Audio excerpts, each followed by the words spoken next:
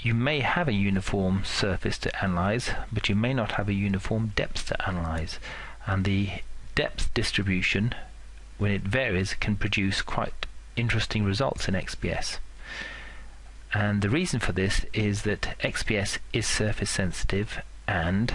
using an exponential attenuation model for XPS data, where the electrons are attenuated by the material above them after excitation, 95% of the signal originates from the top 3 attenuation lengths in depth. 63% originates from the top third. So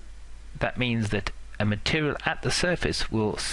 be favoured by XPS over a material that is beneath. If it's at a depth of 2 attenuation lengths, then you only get 8.5% from a third of the surface.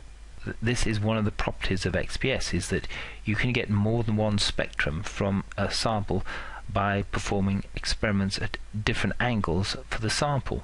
And here we have an example of a polymer, which is polyvinyl ethyl ether on top of a polystyrene, and if measured with a normal at 90 degrees, you can see the polystyrene peak in the data, carbon 1s, whereas if you tilt so that instead of 90 you have 10 degrees, you cease to see the polystyrene clearly. It's there, a small amount, but it's not as well defined as you might expect given the sample composition, and this is a consequence of tilting the sample. So if we look at a sample that has been analysed at 90 degrees, and then we do a peak model, and then we do a survey spectrum and calculate the proportions of oxygen to carbon,